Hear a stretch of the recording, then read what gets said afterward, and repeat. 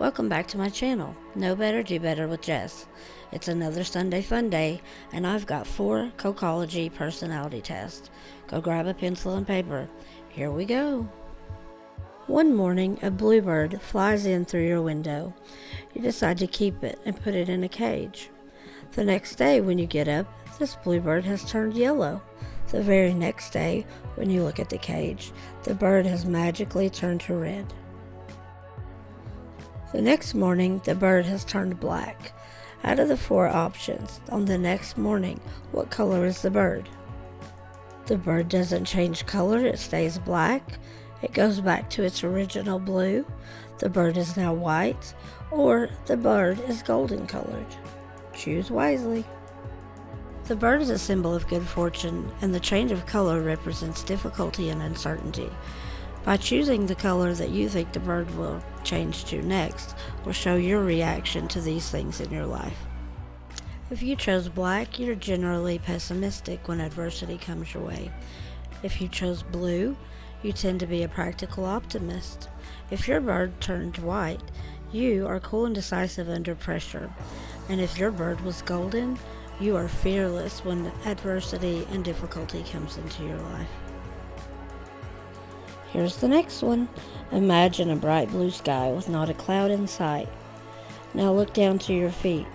Do you see a snowy plain, a blue seascape, a green mountain, or a field of yellow flowers? Colors have meaning, and this test is supposed to show you what hidden talent that you have. If you found yourself in a white snowy plain, you have been blessed with a special sensitivity that allows you to decipher complex situations at a glance without needing any proof or explanation. You have what it takes to be a clear-sighted decision maker.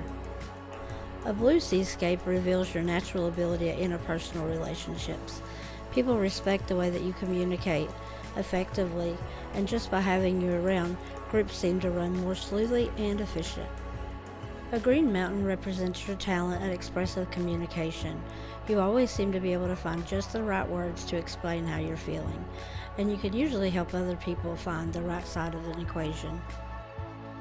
A field of yellow flowers reveals you to be a storehouse of knowledge and creativity, bursting with new ideas and almost limitless potential.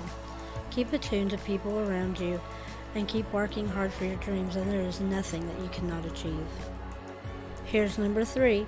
Life is not predictable. We are constantly being thrown curveballs, emergencies, and disasters that we are not prepared for mentally. You're walking around outside when suddenly a hard rain begins to fall. Even if you run full speed, you're still about 5 minutes away from your destination. Of the following options, which do you choose? A. You find a tree or an awning to wait out the rainstorm. B. You not knowing how long the rain is going to last, you run as fast as you can. C. You look for a person or a store to buy an umbrella. Or D. You always have an umbrella in your bag and you're prepared. The rainstorm represents how you would react when a fight breaks out between you and a loved one or a friend. If you chose to wait out the storm, you tend to wait and let the other party cool off. You let them rant and rave until they run out of steam, and then you settle your differences. If you pulled a runner, the end result of an argument doesn't seem to factor in as long as you get to speak your mind. You know that you're right, there is no give and take, and if they can get mad, you can get madder. If you are scouting out your umbrella options, you do not like conflict or confrontations. You tend to try to smooth things over, and sometimes that only makes it worse. You have to stand up for yourself sometimes. If you were prepared, you have an answer for every accusation and a justification for every fault.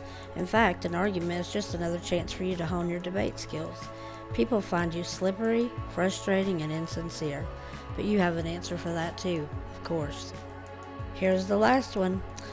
On an outside stroll, you come across a field full of strawberries. The only thing between you and the ripe fruit is a fence. How tall is it? There's no one around and your stomach is grumbling. Now that you've cleared the fence, how many strawberries do you take? Suddenly, the farmer appears and starts yelling at you. What do you say in your defense? Now, how did the berries taste? Now that it's all over, looking back, how do you feel about your berry stealing adventure? The juicy strawberries represent attraction and desire. The way this scenario plays out helps to understand your attitude towards stolen love and forbidden romance. The height of the fence represents your amount of self-control and resistance to the temptation. If you envisioned a completely enclosed field, you exercise an extreme amount of restraint. If you only envisioned a couple of bean poles at the corner about knee-high, I would say you run a higher than average risk of being burned by the flames of love. The amount of berries that you ate represents the number of people who you can believe yourself to be in love with at any one given time. If you stopped after just one, you tend to be faithful in your love life. Those of you in the double digits might want to pump the brakes on your romantic juggling. The excuse you gave the farmer is how you would defend yourself if you were caught having an affair. The taste of the berries would be how you would reminisce later on when recalling a past love affair.